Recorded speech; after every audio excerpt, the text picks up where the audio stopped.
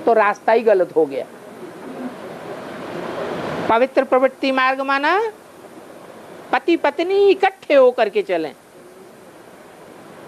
और साथ साथ रहें, दूरबाज खुशबाज की बात नहीं।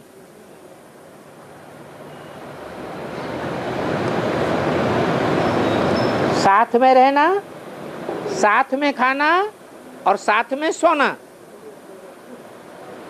ऐसी स्टेज से भी पास होकर के दिखाएं, तब कहेंगे गृहस्थ में रहते हुए इंद्रियों पर कंट्रोल करना। नहीं तो सन्यासियों की पवित्रता हो जाती है। सन्यासी तो दूरबाज खुशबाज वाले हैं।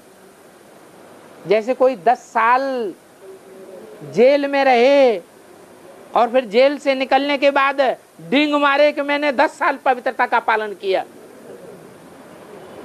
तो ये 10 साल पवित्रता का पालन किया या मजबूरी है? ये तो मजबूरी हो गई।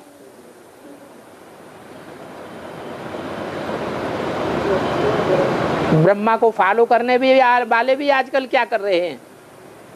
गृहस्थी में रहते हैं या सन्यासी बन के रहते हैं?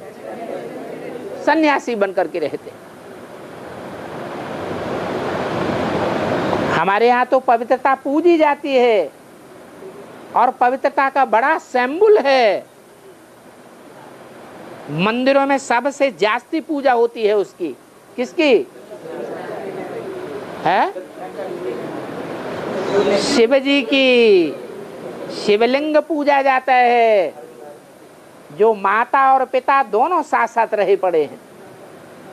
फिर भी इंद्रियां कंट्रोल में हैं या कंट्रोल से बाहर हैं? फिर भी इंद्रियां कंट्रोल में हैं। उसको कहते हैं पवित्रता। नहीं तो अगर ऐसी पवित्रता धारण नहीं की तो गंद करेंगे या स्वच्छ दुनिया बनावेंगे? गंद ही करेंगे।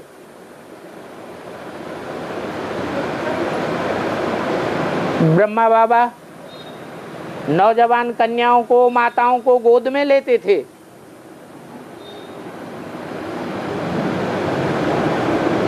क्या कामेंद्रिय पर जीत पाई हुई थी? है? नहीं पाई हुई थी। तो जब जीत नहीं पाई हुई है तो अंदर अंदर कपड़े खराब हो जाएंगे या रह जाएंगे?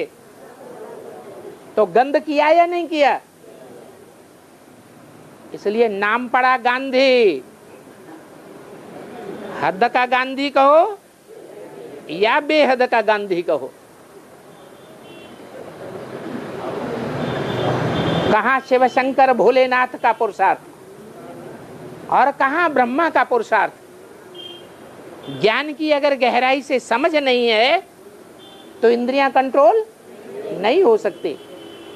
इसलिए ब्रह्मा की पूजा नहीं की जाती है, ब्रह्मा के मंदिर नहीं बनाए जाते हैं, ब्रह्मा की मूर्तियां नहीं बनाई जाती हैं।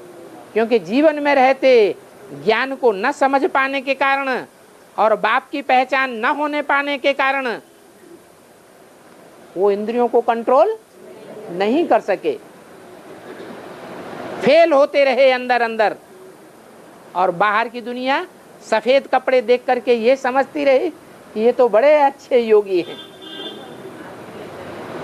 यही हाल उन कौरवों का है। कहते थे हम स्वर्ग लावेंगे। उनकी औलाद भी अभी कह रही है हम स्वर्ग बनावेंगे। भगवान तो ज्ञान सुना करके ब्रह्मा के तन में चला गया।